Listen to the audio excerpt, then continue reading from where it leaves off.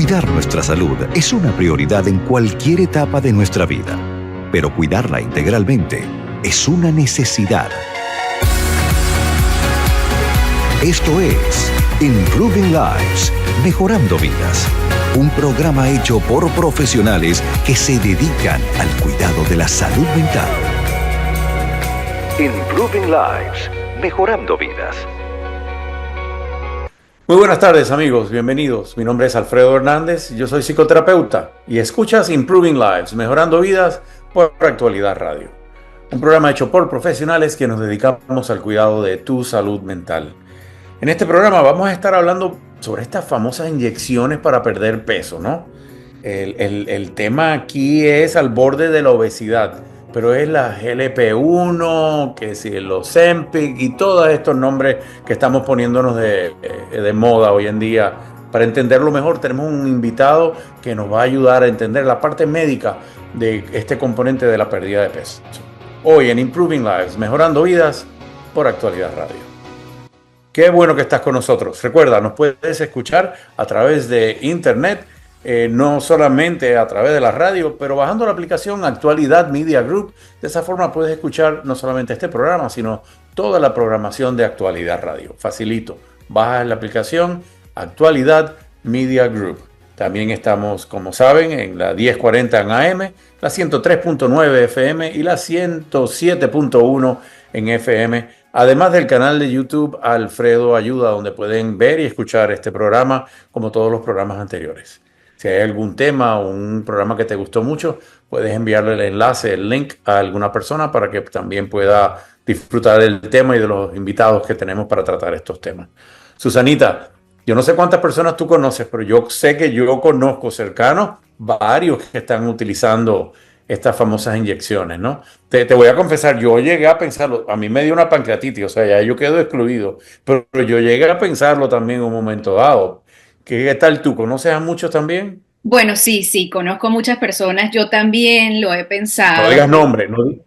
Ay, no, un amigo me contó, doctor, más nada, no voy a decir específicamente quién, Claro. así y quedó decente. Pero sabe que este tema a mí me causa mucha curiosidad porque con el pasar del tiempo siempre vemos aquellas recomendaciones maravillosas que pueden de alguna manera salvarnos de esto, de estar al borde de la obesidad. Y como comunidad, muchas veces incluso la comunidad hispana, pues estamos allí más cerquita de la rayita de estar en estos índices preocupantes de obesidad. Sabe que me puse a investigar datos, que a mí me encanta esto, y escuche esto, Ujú. 4 de cada 10 adultos estadounidenses tienen obesidad. 4. 4 de 10. Estamos hablando que es casi la mitad. A nivel nacional, el 41.9% de adultos tiene obesidad. Estamos hablando de que ya está rozando, casi acercándose a ese 50%. Y por otro lado, los adultos hispanos tienen una tasa de obesidad de 45.6%. Yo creo que hay mucho que sacar de aquí, mucho que aprender, mucho que preguntarnos y sobre todo pensar qué podemos hacer. Porque si ciertamente un adulto en este momento nos está escuchando y está allí preocupado por la obesidad, ese adulto tiene hijos, tiene familia que probablemente puedan estar teniendo el mismo problema. Entonces, ¿qué hacemos? ¿Cómo atendemos esta situación? Definitivamente yo voy a estar muy atenta y sé que todas las personas que lo acompañan en los programas también, a través de @AlfredoAyuda, vamos a estar haciendo preguntas para que ustedes se sumen y nos consulten todo lo que les preocupe y lo que crean se puede hacer para revertir estos datos que son preocupantes y que hay que atender.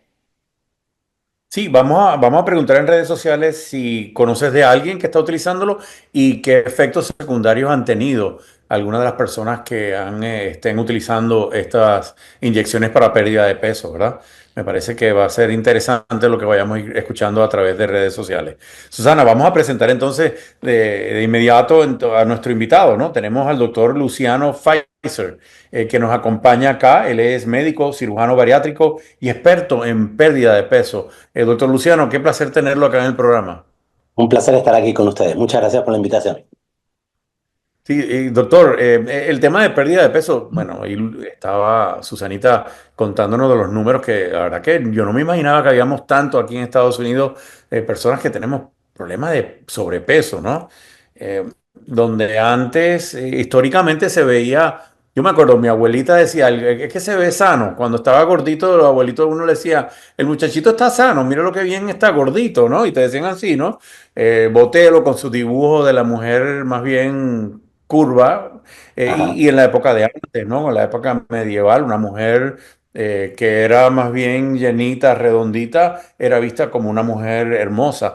Pero vivimos una cultura hoy en día donde la mujer delgada, creo que está cambiando un poco últimamente, ¿no? Pero la mujer fit, delgada, aunque el fit y el delgado son dos cosas distintas, ¿no? Pero la absoluto. mujer más bien delgada es la que se ve más atractiva supuestamente por nuestra sociedad. Mira, sí, hemos pasado por todo, creo. Desde la descripción que estás haciendo excelente de épocas medievales o hace muchísimos años donde el sobrepeso u obesidad, que en ese momento era, no era ni siquiera considerado sobrepeso, sino que era un signo de bienestar económico y social. ¿No? La persona que tenía sobrepeso era la persona que podía costear la buena comida y estaba visto como un signo de bienestar social. Y hemos pasado, sobre todo la comunidad latina, ha pasado también por todas las etapas. Hemos pasado también por esas etapas de delgadez absoluta. Me viene a la cabeza Kate Moss, que era una muy famosa modelo en la década del 90, que me acuerdo que ella era modelo de Calvin Klein y ella era extremadamente delgada. Entonces teníamos también esta imagen de que, ok, la modelo es súper flaquita y de a poquito creo que vamos llegando, o por lo menos el objetivo que tenemos es llegar, yo creo, al a un estado de salud. Y el estado de salud tenemos que ver, todavía estamos tratando de descubrir más o menos en qué peso debería estar eso. Uno de los datos que que Susana estaba comentando, es que un 40-45% de la población latina, 45 aproximadamente, sufre de obesidad. Hay una diferencia entre obesidad y sobrepeso. Y la A diferencia, ver, cuando nosotros, y te digo, es importante porque cuando uno escucha, dice, ok, 45% de porcentaje de obesidad, uno dice, bueno, ok, casi la mitad, pero ya estamos hablando de personas que tienen una obesidad, un sobrepeso que es mucho mayor. ¿Cómo medimos nosotros la obesidad o el sobrepeso? Utilizamos el famoso, el famoso el índice de famoso masa BMI, corporal, ¿no? que es una herramienta que es muy fácil de utilizar, pero es bastante poco precisa. ¿Por qué? Porque toma en cuenta dos factores. En primer lugar, la altura y en segundo lugar, el peso.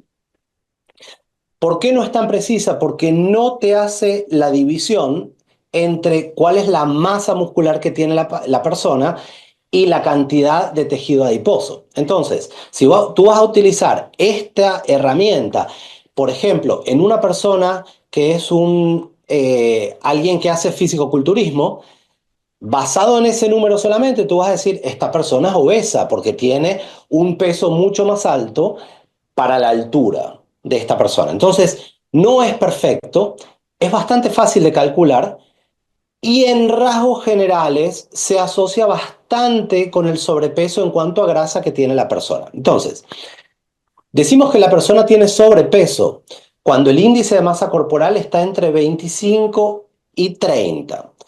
Es la persona que quizás tiene 20, 30 libras de más o menos.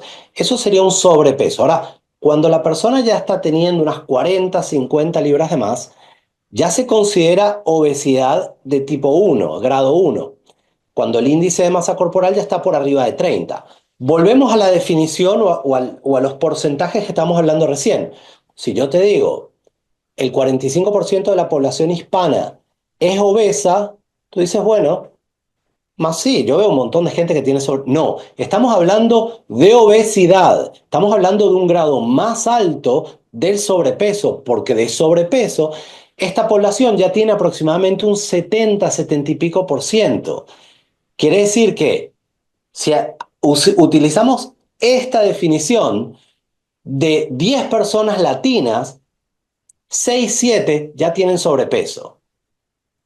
Se Wow, hace- doctor, eso es Suena más una grave, cantidad muy ¿no? alta, Suena más muy, grave. muy grave.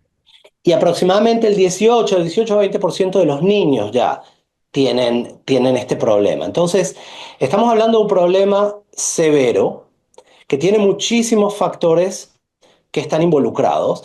Y particularmente en la comunidad latina, como lo estabas mencionando tú, yo me acuerdo de mi abuela. Hoy en día, si mi abuela no me ve comiendo un plato que parezca una montaña, me pregunta si no me siento bien. Entonces, Ajá. nosotros tenemos varios factores que nos predisponen al desarrollo de sobrepeso. Por lo general, la comunidad latina es una comunidad muy trabajadora. ¿Qué quiere decir esto? Que durante muchas horas del día la gente está fuera trabajando y no somos de estar trabajando en un ámbito donde uno tiene un horario de almuerzo, donde se respeta. No, estamos hablando de trabajo por lo general bastante duro. Entonces, estamos reduciendo el tiempo que tenemos para dedicarle una alimentación adecuada. Entonces terminamos comiendo algo rápido, algo que encontremos al paso, y por lo general estos tipos de alimentos no son los más nutritivos. Estamos hablando de Mm. alimentos que tienen alto porcentaje de grasa, alimentos que son ultra procesados con muchísimo niveles muy altos de carbohidratos y por lo general niveles de proteína que son bastante bajos. Muchas frituras, nosotros típicamente, de acuerdo al lugar de Latinoamérica de donde vienes, hay lugares donde una gran cantidad de Casi los todo. alimentos se pasan por la freidora, ¿no? Y así Correcto. es como dicen que debería ser. Entonces, tenemos esta predisposición a aumentar peso. Ujú. Entonces, doctor, acá cuando hablamos del sobrepeso y que si estamos obesos, entiendo ese término, a la mayoría de las personas le dicen, bueno, es que está gordito y como está gordito, porque ya esa parte técnica es más para el doctor tratando de evaluar y en verdad lo que queremos medir es cuánta grasa tiene tu cuerpo, en verdad. Yo creo que es la medida más importante, ¿no? Porque eso tiene un impacto y es la parte que quisiera que nos ayudara a entender, porque cuando hablamos del gordito, hay esta connotación falsa, me parece a mí, que dice, pero un gordito feliz, ¿no? Y te dicen, bueno, yo soy gordito, pero soy feliz. Y en verdad eso, sí, uno puede tratar de racionalizarlo o uno puede tratar de sublimizarlo si uno quiere psicológicamente, pero es que esto tiene un impacto en la calidad de vida, que es lo que uno trata de discutir con los pacientes. ¿Por qué? Porque esta lucha para perder peso no solamente se trata de que tengas un problema de tu imagen corporal y no se trata de que tengas un trastorno de alimentación o que estés tratando de verte bien, pero el impacto es real cuando uno está con un contenido corporal de grasa alto. Entonces, si nos puede explicar un poco, porque esto nos afecta a varias áreas de nuestro cuerpo, ¿no? A nivel de sistema cardiovascular. Quisiera que usted en esa nos ayudara a poder entender un poquito más por qué es tan importante el quizás llegar a tener que utilizar estos medicamentos y luego, por favor, para que nos explique cuáles son los beneficios y cuáles son las posibles complicaciones de este medicamento. Mira, podemos clasificar el impacto que tiene el sobrepeso en dos aspectos grandes. Tenemos el aspecto psicológico y el aspecto físico. ¿Ok? Coment- con respecto al tema físico, tú acabas de mencionar cómo impacta el sobrepeso o la obesidad en distintos sistemas u órganos. Obviamente el sistema cardiovascular, cuando tú tienes un peso más alto, el corazón necesita bombear mucho más sangre porque tienes, digamos, un peso más elevado, tienes más masa, más volumen. Entonces, no solamente tiene el corazón que trabajar más fuerte, sino que tenemos un porcentaje muchísimo más alto de pacientes que desarrollan hipertensión. Cuando la presión está más alta, quiere decir que estos vasos sanguíneos le están dando una resistencia mayor a esta sangre, a este corazón que tiene que bombear. Entonces el corazón se agranda para compensar con este exceso de trabajo que, digamos, que está realizando. Entonces tenemos presión alta, tenemos corazones que están mucho más grandes. En cuanto al sistema respiratorio, muchísimos de estos pacientes tienen, por ejemplo, apnea de sueño. La apnea de sueño es un trastorno en el que la cantidad de tejido que tenemos en esta parte, como está aumentada, genera un El aumento en la cuello se presión. refiere, que estamos en radio. En Ah, esta parte, el área del cuello y boca. en, Ajá. en el área del cuello, de la faringe, toda esta zona está aumentada en cuanto a tamaño, a volumen. Entonces, el paso del aire en la respiración está obstruido. ¿Qué es lo que ocurre? Cuando nosotros estamos durmiendo, tenemos episodios donde dejamos de respirar, donde no hay pasaje de aire, y esto hace que el cerebro, entre otros órganos, deje de recibir una cantidad de oxígeno adecuado.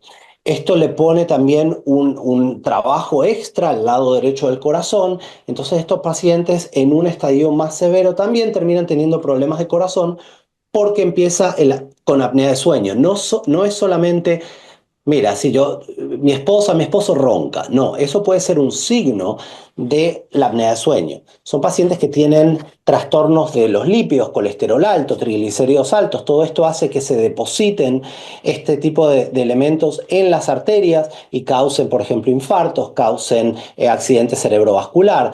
Obviamente el exceso de peso tiene un impacto enorme en las articulaciones. Para que tengas una idea, cuando nosotros caminamos, cada articulación, por ejemplo, de las piernas, soporta cada vez que damos un paso el doble de nuestro peso. O sea, si tú pesas, suponte, 200 libras, cada vez que das un paso, tu rodilla está soportando 400 libras.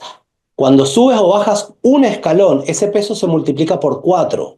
Entonces, cada una de esas articulaciones, cada una de esas rodillas, está soportando 800 libras. Entonces, si tú te preguntas por qué las rodillas te duelen, imagínate lo que es soportar 800 libras cada vez que tú das un paso en un escalón. Entonces, hay un montón de otras cosas que también, reflujo ácido, en las mujeres que tienen, por ejemplo, ovario poliquístico y tienen muchísima dificultad en quedar embarazadas, o cuando quedan embarazadas pierden al baby, o tienen alto porcentaje de desarrollar diabetes gestacional o hipertensión durante el embarazo. Entonces, el sobrepeso está asociado a un sinnúmero de problemas médicos que nosotros podemos evitar. Esto es, digamos, la parte orgánica.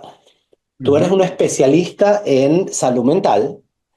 Bueno, le puedo decir que desde el punto de vista de la apnea del sueño, los pacientes que vemos que tienen problemas de que no oxigena bien el cerebro, el problema aquí es que no le llega el oxígeno al cerebro y eso trae unas complicaciones en el proceso cognitivo, ¿no? La cognición es la función de nuestro cerebro de cómo funciona, ¿no? Lo que ejerce, por ejemplo, lo que es memoria, concentración, habilidad de enfocarte, toma de decisiones.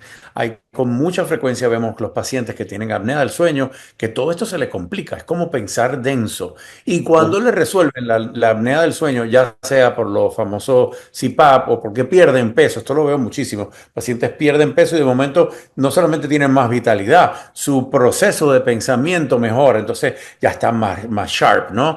Pueden tomar decisiones más rápido, la memoria le mejora. Es impresionante el impacto que tiene cuando logran perder peso y respiran mejor en la noche, como la calidad de vida mejora y es significativo. Y eso es una de las áreas, doctor. Mira, cuando tú haces, hay varios test para ver si los pacientes tienen riesgo de apnea de sueño o si tienen apnea de sueño. Y uno de los test te hace unas preguntas que te dicen, por ejemplo, si tú estás manejando, tú en las luces, en los semáforos, tú te quedas dormido. Ujú. Y si tú te pones a pensar, tomas 2 segundos y te pones a pensar y dices, a mí me están preguntando si yo cuando paro el carro en un semáforo, si yo me quedo dormido. O sea, es el extremo de un trastorno que es tan serio que imagínate las consecuencias de quedarte dormido al volante. Y eso quiere decir que los pacientes durante el día, como no pueden descansar bien durante la noche, durante el día están muy cansados. La cognición mejora, la calidad de vida mejora, todo este tipo de cosas mejoran cuando los pacientes pierden peso. Y esto es solamente un aspecto de Correcto. todos estos problemas médicos que se llama síndrome metabólico, que esto es el conjunto de estas enfermedades que están asociadas al sobrepeso. Pero específicamente dentro del tema de salud mental, tú sabes bien, porque esto es especialidad, la cantidad de pacientes que tienen, por ejemplo, depresión. Y la depresión con la obesidad, es bidireccional. ¿Por qué? Porque al paciente que tiene sobrepeso, tiene una tendencia mucho más alta a desarrollar depresión, y el paciente con depresión tiene una tendencia mucho más alta a desarrollar sobrepeso. Correcto. Los, Y a- los patrones de alimentación son afectados con la ansiedad y la depresión, ¿no? Son como dos caras de una moneda. La ansiedad cuando veo el mundo como un lugar peligroso, algo malo va a ocurrir. La depresión cuando no tengo esperanza porque no tengo lo que hace falta para enfrentar ese peligro, ¿no? Pero de los síntomas principales, lo que llamamos criterio para el diagnóstico, tenemos cambios en los patrones de alimentación y de sueño, que están mezclados como bien usted está describiendo en este caso. Entonces, sí, para nuestros criterios, una de las cosas que yo pregunto con frecuencia, todo psiquiatra y casi todo psicólogo te vamos a preguntar siempre cómo estás durmiendo y cómo está tu apetito. Esas son de las preguntas principales que tienen que ver muchísimo con tu calidad de vida. Si esos dos componentes de tu vida están estables, están bien, como dirían los venezolanos, está fino, entonces ya estás en un buen punto de partida. Doctor, tengo aquí, y no quiero dejar de leer los mensajes que nos están escribiendo a través de redes sociales. Y estamos hablando con el doctor Luciano Pfizer, que es médico cirujano bariátrico y experto en pérdida de peso. Y Sol nos escribe, lo usaría refiriéndose a estos medicamentos, los GLP-1, ¿no? Los Ozempic, el Wegovy y demás. Dice, lo usaría, pero mi médico me dijo que puedo esforzarme más, pero soy mamá y no puedo evitar comer como hijos y familia, con mis hijos y familia alrededor. Eh, Como médico que se especializa en esto también de pérdida de peso, ¿usted cree que estamos prescribiendo, sobreutilizando? Es como lo estamos usando como el medicamento mágico que lo resuelve todos mis problemas del peso hoy en día. Honestamente, ¿no? Sí, sí, sí. Yo creo, mira, empecemos diciendo que tenemos la ventaja de que, pese a estar en una epidemia de obesidad, tenemos cada vez más herramientas para tratarla. ¿Ok? Vamos a Mm. hablar de la cirugía en un rato, pero por lo menos con el tema Sí. de las medicaciones son una herramienta muy poderosa para tratar este tipo de trastornos en el paciente adecuado y con el soporte adecuado. ¿Por qué creo que nosotros tenemos en este momento, así como tenemos la epidemia de obesidad, tenemos una epidemia de mal uso de estas medicaciones? En primer lugar, por quienes las están, yo no diría prescribiendo, sino quienes las están ofreciendo. Y te hago la diferencia. Un médico, una persona con una licencia puede prescribir una medicación. Una persona que no tiene licencia no la puede prescribir, pero sí te la puede ofrecer. ¿Ok? Hay una diferencia que es bastante marcada, pero lo estoy tratando de ser bastante sutil. ¿Por Y, qué? y peligroso también. Sin duda que peligrosa. Nosotros vivimos en Miami. En esta ciudad en particular, una de las cosas que yo estoy viendo es que mucha gente que no tiene nada que ver con la salud está ofreciendo estas medicaciones. De hecho, hubo una noticia en los últimos 2, 3 días de que una muchacha que hacía, creo que las cejas o las pestañas, estaba vendiendo estas medicaciones. Entonces, La vi. y Arrestada por segunda vez, por cierto, si no me equivoco. es preocupante, pero es mucho más común. A mí lo que me sorprende es que hayan agarrado una sola. O sea, lamentablemente. ¿Por qué entonces? Porque hay mucha gente que está ofreciendo esto. Entonces, ¿qué tipo de resultados puedes esperar? Y cuando digo resultados no estoy hablando solamente de la pérdida de peso. Estamos hablando de resultados en cuanto a problemas que puedas llegar a tener cuando alguien que no tiene el entrenamiento médico adecuado te está ofreciendo una de estas medicaciones. Entonces, hay que tener muchísimo cuidado, pero por otro lado, estas son medicaciones que realmente funcionan bien para el paciente indicado. Estas medicaciones comenzaron para tratamiento de la diabetes tipo 2, porque se vio que son medicaciones que bajan los niveles de glucosa en sangre, de azúcar en sangre. ¿Cómo funcionan? Básicamente, para que la gente lo entienda, vamos a simplificar bien esto. Cuando uno come, el intestino delgado produce ciertas hormonas. ¿Ok? Y estas hormonas tienen distintos efectos. Entre los efectos de estas hormonas en particular está enviar una señal, por ejemplo, al cerebro diciéndole, mira, tenemos comida aquí, no comas más porque no hace falta. Entonces te bajan los niveles de hambre. Otro de los efectos, le manda una señal, por ejemplo, al estómago, diciéndole, ¿sabes qué? Empieza a contraerte un poco más lentamente. Cuando hagas eso, la comida va a estar un poquito más tiempo en el estómago y a su vez le vamos a mandar otra señal al cerebro diciéndole, aquí hay comida, no comas. Aumenta la producción de insulina,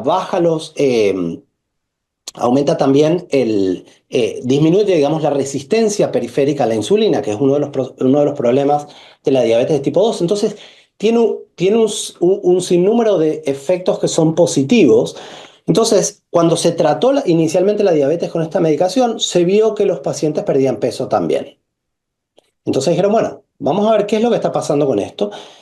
Y se hicieron los estudios y evidentemente se vio que los pacientes perdían aproximadamente, hay distintas generaciones de estas medicaciones, pero los pacientes perdían aproximadamente un 15% del peso total, cosa que es bueno. Generaciones subsiguientes de estas medicaciones agregaron o por lo menos utilizaron como objetivo distintas hormonas. Entonces pasamos, por ejemplo, del Ozempic, que es una de las primeras generaciones. En realidad, el Ozempic es la primera medicación que se daba de manera semanal, porque antes estaba la liraglutida, que era una inyección diaria. Imagínate la dificultad que tiene Sí, inyectarte una vez por día. Entonces, cuando pasamos de sí. una vez por día a una vez por semana, hicimos que todo esto sea mucho más fácil, mucho más simple. Y después salió la tirzepatida, que es una medicación todavía mejor, que funciona sobre dos hormonas en vez de sobre una hormona. Y yo creo que estamos en camino a desarrollar medicaciones que son mucho mejores. Doctor, tenemos que ir a una breve pausa.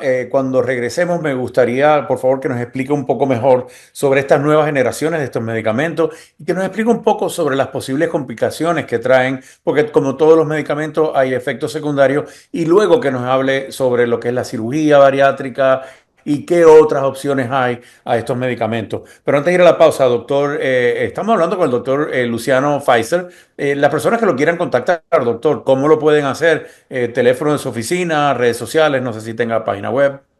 Perfecto. El teléfono de la oficina es 786-310-2283. La manera más fácil de contactarnos es Un o poquito eso. más, una vez más, doctor, disculpe, que son lentos como yo, que lo puedan escribir. El número de teléfono es 786-310-2283 y me pueden encontrar en redes sociales como Miami Surgeon, como Miami Surgeon. Ahí si lo pueden poner en algún lugar va a ser mucho más fácil. En TikTok me pueden encontrar también como Miami Surgeon y en redes sociales obviamente tratamos de contestarle a todo el mundo de manera dentro de un tiempo razonable, pero ahí ponemos también bastante contenido educativo. Así que síganme en las redes sociales que van a encontrar muchísimas respuestas a las preguntas que tienen. Estamos ya siguiéndolo, el Miami Surgeon, y hay muchas personas que yo conozco que ya lo están siguiendo también, doctor. Así que vamos a la breve pausa. Cuando regresemos, continuamos hablando con el doctor Luciano Pfizer sobre estos medicamentos nuevos que tienen, que nos ayudan a la pérdida de peso, y estamos hablando sobre los efectos secundarios y los beneficios de ellos. Vamos a la pausa, ya regresamos. Nos acompaña en el día de hoy para hablar de al borde de la obesidad, estos medicamentos nuevos que nos ayudan a perder peso supuestamente, que son sanos y seguros. El doctor Luciano Fisher, que es no solamente médico, es cirujano bariátrico y experto en pérdida de peso. Doctor, qué bueno tenerlo acá de regreso para hablar de este tema. Entonces son varias generaciones, ¿no es? Todo el mundo sabe de los Ozempic, del Wegovy, yo creo que son los más como reconocidos, ¿no? Son los famosos GLP-1 que se Exacto. conocen LGBT-1, ¿no? ¿Cuántas Ujú. generaciones de ellos hay en este momento? Mira, la más reciente, digamos, que tiene gran difusión es, por ejemplo, la tirzepatida o que se llama Zepbound, también, o el Mounjaro. Zepbound y Mounjaro es la misma droga. Hay algunas, la misma droga, una está aprobada para diabetes, la otra está aprobada para sobrepeso. Pero bueno, no importa, son cosas técnicas, pero es la misma droga. Ahora, en vez de estar actuando sobre el GLP-1, que es una de estas hormonas, actúa sobre dos. Está el GLP-1 y el GIP, que son distintas hormonas que se producen en el intestino. Y yo creo que agregando usando esta segunda hormona esperemos que dentro de poco haya una droga que actúe sobre más hormonas, podemos de manera mucho más profunda y específica atacar distintas cosas y generar que la respuesta al sobrepeso sea mucho mejor. Mm, qué bien. Doctor, tengo algunos comentarios acá que me envían en redes sociales. Dice Mayra, ¿cómo puedo controlar la ansiedad? Cuando estoy nerviosa, solo quiero comer. Sí usaría Ozempic, dice ella. No, aquí si hay un tema de ansiedad, que lo vemos con mucha frecuencia, y para calmar la ansiedad, pues comemos carbohidratos sobre todo, ¿no? El helado, la pasta, el pan, porque dan y producen esta sensación de bienestar, porque al comer estos carbohidratos sí hay un cambio en la neuroquímica, en nuestro cerebro, los receptores te hacen sentir bien, rico y sabroso, ¿no? Pero ahí es donde hay que aprender a manejar la sensación, porque la comida es por nutrición. Sí, qué bueno que puedas disfrutar una rica cena y de tu comida favorita, pero no deberíamos estar manejando nuestro estado de ánimo utilizando comida para eso, porque entonces ahí es que podemos terminar desarrollando a lo mejor no tanto un trastorno de alimentación como es la anorexia o la bulimia, pero entonces se convierte en alimentación trastornada, ¿no? Donde no es que es una enfermedad, pero no estás utilizando la nutrición para tu bienestar emocional. Y ahí es que está el peligro, donde tenemos que ver, porque se puede convertir, inclusive, hay un diagnóstico que todavía se contempla fuertemente, que es una adicción a la comida. No podemos vivir sin comida, obviamente, pero el problema es cuando entonces yo utilizo, como decía, ¿no? La comida para manejar mi estado de ánimo. Y ahí entonces vienen estas otras complicaciones. Pero estos medicamentos que usted está describiendo, doctor, tienen que ver con la salud mental porque efectivamente la sensación esta de ansiedad, de esta angustia que le da a la gente por comer más, inclusive cuando están llenos, ¿no? Y ahí, y quiero explorar con usted porque, por ejemplo, yo trato mucho salud mental y adicciones, yo llevo años en recuperación y el público lo sabe, pero inclusive se está explorando para el tema de adicciones estos medicamentos, los LP1 sobre todo, he leído mucha literatura ya que está ayudando para las adicciones, está ayudando para el estado de ánimo. Aquí hay una correlación que está existiendo. Todavía los mecanismos hasta donde yo he leído no están claros, ¿no? Se está encontrando la data, pero todavía cuando hablamos de los mecanismos es las funciones a nivel de receptores y la neuroquímica y cómo funciona la parte de hormonal, neuroquímica y el sistema inmunológico inclusive, todo está interconectado. Pero esto no queda claro y a lo mejor me extendí demasiado, doctor, pero el campo de la salud mental y estos medicamentos están muy atados en este momento. Sí, sí, totalmente. No, tienes razón y sobre todo cuando estás diciendo que todavía no entendemos exactamente cómo funcionan estas medicaciones a nivel neurotransmisores. Lo que estás mencionando tú es algo súper común que yo escucho o sea, en la calle, no solamente, digamos, en la academia, sino los pacientes me dicen, mira, yo estoy usando estas medicaciones y a mí me calma la ansiedad. No es que le calma la ansiedad, sino que le disminuye el apetito. Entonces, muchas veces yo creo que se superpone o se confunde esta, entre comillas, ansiedad con el apetito aumentado, porque se superpone, no está claro cuál es cuál. Pero de cualquier manera, estas medicaciones como efecto secundario hacen que te disminuya el apetito. Y la otra cosa que ocurre, vendría a ser como un efecto adverso, pero que se utiliza a veces como, digamos, como algo positivo, es que si tú estás comiendo y comes un bocado de más, mientras estás utilizando estas medicaciones, muy probablemente te sientas mal. ¿Ok? Te sientas mal al punto de decir, ok, yo no sé por qué hice esto, y comienzas a replantearte, digamos, todas las situaciones de tu vida, porque realmente no te Oh, sientes wow. bien. Entonces lo que hace es que tú lo haces una, dos, tres veces y tienes una respuesta pavloviana, básicamente, y dices, bueno, ¿sabes qué? No, a la cuarta vez no comes más ese bocado, pues sabes qué es lo que pasa. Entonces, Cambia la conducta entonces. totalmente. ¿Por qué? Pero, o sea, mira la importancia que tiene y lo interesante que es que una medicación puede hacer que te cambie un hábito, que es de las cosas más difíciles que hay. Entonces, Correcto. sí, la medicación se puede utilizar indirectamente como para controlar esta, entre comillas, ansiedad. Igualmente, la manera que yo lo encararía sería, empecemos al revés. Vamos a ver qué es lo que te está causando ansiedad para ver si podemos disminuir eso y podemos hacer que el apetito que estás utilizando como mecanismo compensador para esta ansiedad que tú tienes desaparece solito. ¿Por qué? Porque en algún momento tú vas a dejar de utilizar estas medicaciones. ¿Y qué es lo que va a pasar? Y ahí es cuando llegamos al, ok, ¿qué pasa cuando dejamos de utilizar estas medicaciones? ¿Cuánto El peso se famoso pierde? rebote. Pero ¿cuánto peso se pierde con estas medicaciones? Aproximadamente un 20% del peso total, cosa que está muy bien. Y para el paciente que quizás tiene 40, 50 libras de más, les puede funcionar. Para el paciente que tiene más exceso de peso, quizás no están indicadas como solución a largo plazo.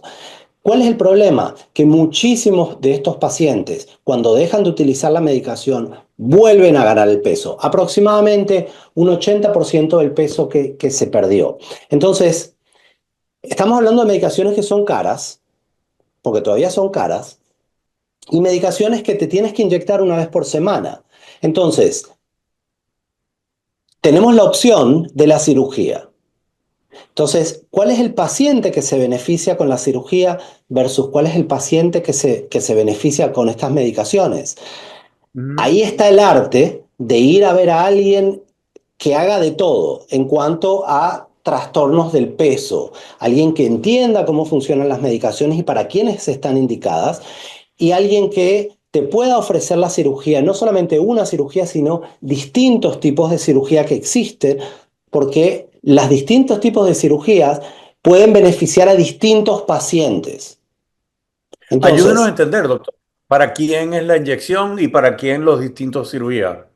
perfecto. Paciente que tiene obesidad tipo 1, o sea, un índice de masa corporal alrededor entre 27, 28 y quizás no más de 35. Esos son los pacientes en los que las medicaciones pueden funcionar bien, considerando que estas medicaciones fueron diseñadas para ser utilizadas de por vida. Entonces, eso hay que considerarlo. ¿Por qué? Porque en el momento que dejamos de utilizar estas inyecciones, el paciente puede volver a ganar peso. No solamente eso, sino que las inyecciones van a hacer que pierdas grasa, pero a su vez vas a perder grasa, vas a perder masa muscular también. Entonces es súper importante que los pacientes que están utilizando las inyecciones consuman una cantidad más alta de proteína y que hagan actividad física. Necesitan hacer actividad física de resistencia. Esto quiere decir, vayan y levanten pesas. Esa. Eso es Ujú. eso es súper Esto es muy importante, importante lo que usted está diciendo. pero es muy importante no solamente como, digamos, primera línea para tratar el exceso de peso, sino súper importante para los pacientes que están utilizando este tipo de medicaciones. ¿Cuáles son los pacientes que se benefician de la cirugía?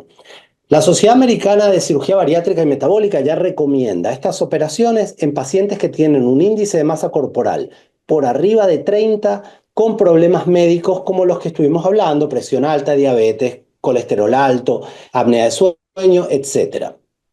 Eh, ya estos pacientes se benefician y la cirugía bariátrica es el mejor tratamiento para el sobrepeso que tiene menor posibilidad de volver a ganar el peso.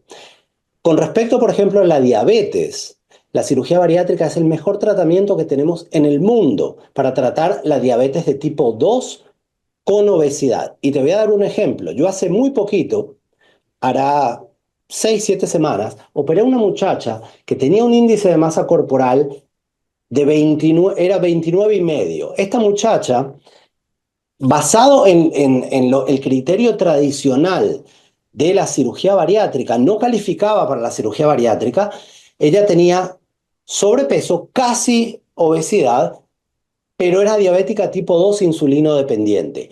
Yo le hice una operación específica, pero la operación no era para perder peso. Era una operación metabólica para tratar su diabetes. A esta muchacha la operé, al día siguiente la diabetes estaba en remisión.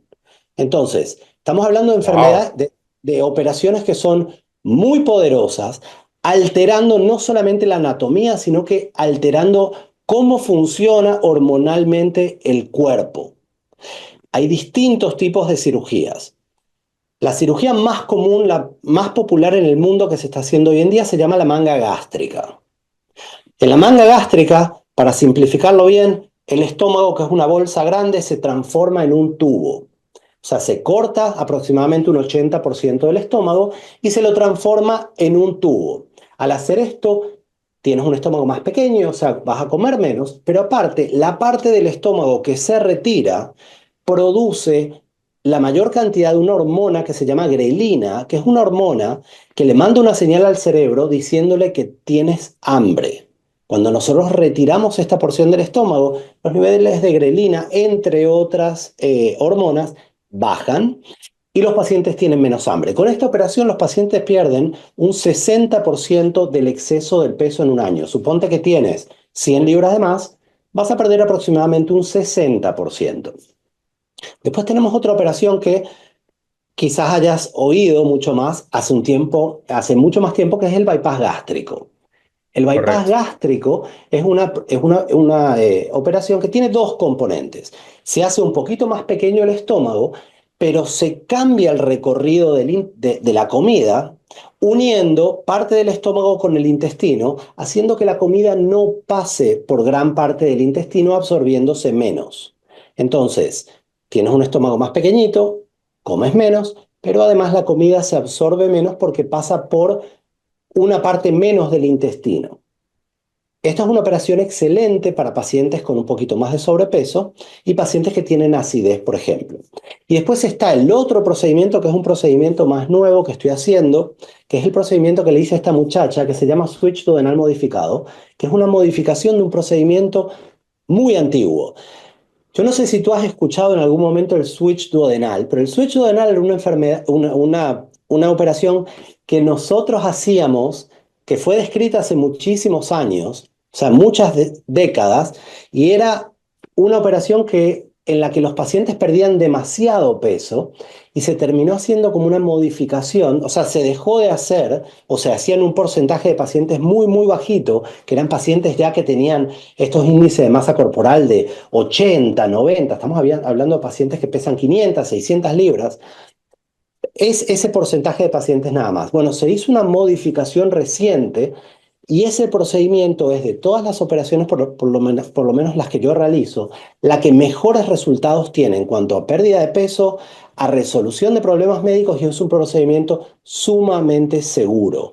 Estas operaciones todas se hacen de manera mínimamente invasiva, a través de incisiones bien pequeñitas. Se utiliza también el robot, que es una herramienta espectacular en la que yo, en vez de estar al lado del paciente, los instrumentos se unen a unos 4 brazos del robot que tiene el dispositivo. Yo estoy sentado en una consola a un par de pies de distancia. Yo puedo ver adentro con la cámara en 3 dimensiones, y lo que yo hago con las manos en esta consola, el robot lo hace adentro.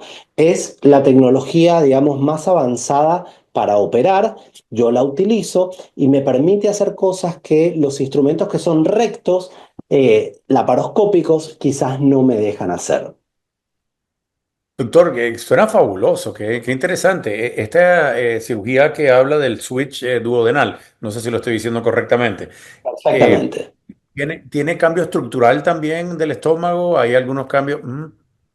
Esta operación tiene dos componentes. El primer componente es justamente una manga gástrica. O sea, una vez que se hace el estómago en forma de tubo, después se divide la primera parte del intestino delgado, que se llama duodeno, es la que le sigue al estómago, y esto se conecta en la mitad del intestino. Entonces lo que termina pasando es que la comida, tú tienes el beneficio de esta manga gástrica al tener un estómago más pequeño. Quitamos una parte del estómago que produce esta hormona que nos genera hambre, pero además estamos causando que el alimento no pase por gran parte del intestino, absorbiéndose menos también. Esto tiene un efecto pero inmediato en la diabetes y es lo que causa que los pacientes que son diabéticos, por ejemplo, insulino dependientes, al día siguiente de la cirugía tienen una alta posibilidad de poner a esta diabetes en remisión, que quiere decir que los niveles de azúcar van a ser normales y los pacientes no van a necesitar ninguna medicación. Estas operaciones el paciente se queda en el hospital una sola noche. No son operaciones en las que el paciente se queda durante una semana. En el pasado, estamos hablando hace 30 años, muchos de estos pacientes iban a la terapia intensiva. Pero la ventaja que tenemos hoy en día con tanta tecnología nos permite que estos pacientes vengan, se operen, se queden en el hospital una sola noche y, por ejemplo, una paciente que yo operé la semana pasada, ayer la vi en la oficina y se fue y voló de vuelta a Puerto Rico. Qué fabuloso. Doctor, ayúdenos a entender también los posibles riesgos, porque estos medicamentos, las inyecciones, tienen unos efectos secundarios, porque yo conozco personas que le ha dado diarrea, muchos cambios intestinales, ¿no? Náusea, vómito. Hay otras complicaciones que quisiera que usted nos las explique con propiedad, igual que nos explique de los posibles riesgos que tienen estas cirugías, ¿no? Para que las personas puedan Absolutamente. educarse. Ujú. Lo más común que ocurre con estas medicaciones es que los pacientes realmente no se sienten bien los primeros días, en la forma de náuseas, vómitos, quizás un poquito de constipación, algunos pacientes tienen diarrea, hasta que los pacientes se acostumbran. De lo más común es que es ese bocado de más que comiste que te cayó mal, eso es súper común.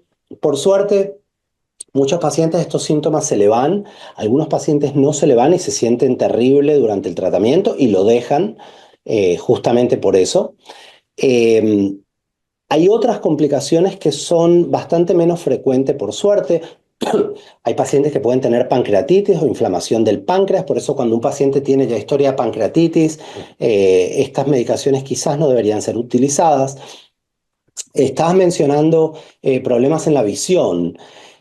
Son complicaciones raras.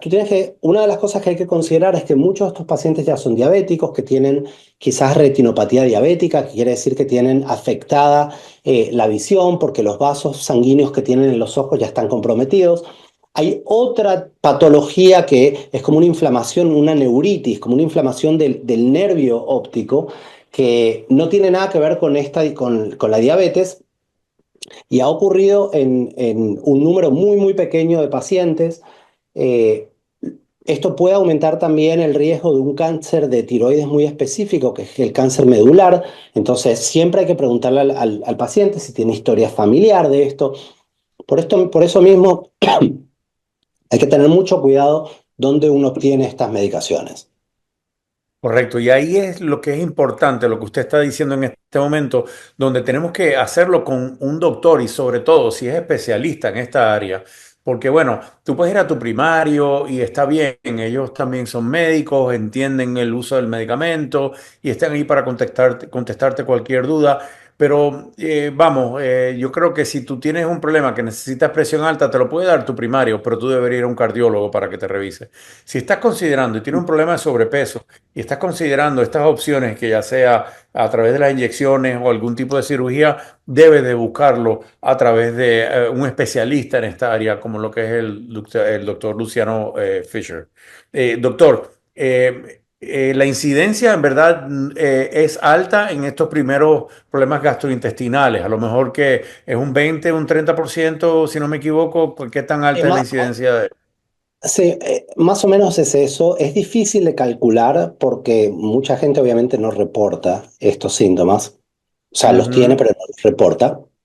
Así que, pero en un porcentaje alto de los pacientes esto se termina resolviendo. En ¿Ok? la gran mayoría. Tener cuidado también con la dosis. Por eso hay que ir a ver a alguien que entienda bien esto, porque cuando se sube la dosis, ahí es cuando quizás aparecen estos problemas. Entonces, hay que, hay que tener mucho cuidado con cómo, Sí, tranquilo, hay que tener mucho cuidado en cómo vamos subiendo las dosis y la comunicación con el doctor para que él te pueda ir orientando cuando estás teniendo alguno de los síntomas. Y es importantísimo no parar o cambiar las dosis por tu cuenta. Siempre tienes que consultarlo con tu doctor, que es el que entiende todos estos mecanismos y te va a poder ayudar a manejarlo mejor, ¿verdad, doctor? Exactamente. Sí. Quisiera que nos ayude a entender también, porque nos quedan unos 2 minutos y medio, algo así, las cirugías. Hay también posibles complicaciones. ¿Qué es lo que más debe estar consciente los pacientes y qué pacientes no deberían estar considerando las cirugías Mira, definitivamente? eh, lo principal es hacer una evaluación que sea detallada de la salud del paciente. Eh, si tú llamas a un lugar porque estás interesado en cirugía bariátrica y la persona que te atiende el teléfono te dice, sí, no hay problema, te podemos operar la semana que viene. Eso Sal para mí es, corriendo. eso para mí, eso para mí sería una banderita roja, ¿no? Un red flag. ¿Por qué? Porque hay que evaluar al paciente. El paciente tiene que hablar con el cirujano y lamentablemente en esta ciudad se ve de todo y lo digo, y cuando yo lo estoy diciendo uno dice, bueno, pero está diciendo algo que es obvio. Sí, no ocurre siempre. Entonces vayan a ver a alguien que les explique todas las opciones que tienen, ¿ok? De todas las cirugías que tienen, opción, digamos, de medicación también. Quédense con la persona con la que se sientan cómodos. ¿Ok? El doctor les tiene que inspirar confianza, el doctor les tiene que demostrar y explicar por qué te están mandando a un cardiólogo si está indicado, por qué te están mandando a un pulmonólogo si está indicado, por qué te está mandando a un psicoterapeuta o a un psiquiatra si está indicado. ¿Ok? Y opérense con la persona con la que se sientan cómodos y bien y la persona que le explique. Yo creo que un porcentaje altísimo del resultado exitoso de una operación está en la relación médico-paciente y cómo el paciente, en lo que el paciente confía en este profesional al que le está confiando su vida. Entonces, si tú no entiendes bien y tienes un montón de dudas, y quizás tienes un poquito de molestia en algún lugar, lo primero que va a pensar el paciente es que hay algo realmente mal. Y si tú te tomaste el tiempo para explicarle al paciente y decirle, mira, quizás vas a tener un poquito de molestia aquí, y esto es porque aquí tienes una incisión que tiene esto. ¿Qué crees que pasa? Cuando el paciente tiene esto, lo primero que dice es, momento, mi doctor me explicó que yo iba a tener un poquito de molestia aquí y eso lo que hace es le da una sensación de tranquilidad al paciente porque eso ya se lo explicaron y lo anticiparon. Entonces sabe que Correcto. esto estaba dentro de las posibilidades de lo que podía pasar y esto es normal. Entonces, no existe la ansiedad, no existe el pánico, no existe el temor, no existe el estar llamando a las 3 de la mañana, interrumpiendo el sueño porque tienes mucho miedo de que quizás hay algo que esté mal. Entonces, opérense con la persona con la que se sientan cómodos. Estas operaciones son súper seguras. Riesgo de infección o de sangrado como cualquier otra operación. El riesgo de sangrado, yo en particular opero muchos testigos de Jehová. Tú sabes, los testigos de Jehová no reciben sangre. ¿Por Correcto. qué? ¿Por qué? Porque la cantidad de sangre que se pierde promedio en una de estas operaciones son 5 mililitros. O sea, tú te vas a sacar sangre para hacerte laboratorios y uno de estos tubitos, eso es todo lo que se pierde promedio en una de estas operaciones. ¿Ok? Mínimo, es mínimo la pérdida de sangre. El riesgo de infección es súper bajito, utilizamos incisiones muy pequeñitas. El riesgo que haya una fuga donde se corta el estómago es aproximadamente un 2-3%, depende qué operación. Eh, yo tengo la suerte de que vengo bastante bien, ¿no? Pero bueno, estas son las cosas que uno le tiene que preguntar al doctor. Diga, doctor, ¿cuántas veces tuvo usted este problema? Y es una pregunta muy válida, no le tengan miedo al cirujano, hagan todas las preguntas que tengan y no se vayan hasta que le contestaron la última pregunta. Eso es lo que yo les recomiendo a todos los pacientes. Excelente consejo, doctor. Desafortunadamente se nos acaba el tiempo. Yo siempre le digo a los pacientes, escribe todas tus preguntas al psiquiatra o en este caso a tu cirujano o al doctor que vayas a ver para tratar de perder peso. Doctor, me parece buenísimo esta información que nos ha brindado. las personas, estoy seguro que van a haber muchas personas que quisieran poder consultarle más. ¿Dónde lo pueden hacer? ¿Cómo lo pueden contactar? Nos pueden llamar a la oficina, el número de teléfono es 786-310-2283, o si no me pueden escribir por redes sociales, en Instagram o en TikTok, a Miami Surgeon, eso es Miami Surgeon, y ahí me pueden encontrar, me pueden hacer las preguntas que quieran, obviamente aclarar que consultas por Instagram o por TikTok no es responsable hacer. Yo lo que puedo lo contesto, pero muchas veces le digo a los pacientes, mira, lo que hay que hacer es una evaluación en la oficina para yo poder explicarte de manera responsable. Como buen profesional. Si son lentos como yo, repito yo el número de teléfono del doctor Luciano Fisher. El número es 786-310-2283. Doctor, tremendo nombre en Instagram. Ya lo estoy siguiendo. Miami Surgeon es un excelente nombre que consigue ahí. Doctor, qué placer haberlo tenido, qué bien explica todo este tema y le damos muchas gracias. Espero que le hayamos podido brindar información valiosísima a nuestra audiencia. Así que muchas gracias por compartir con nosotros. Ha sido un placer y cuando quieran estoy a la disposición de ustedes. Fantástico. Amigos, gracias a ustedes también por acompañarnos y como le digo siempre, quiérete y déjate querer.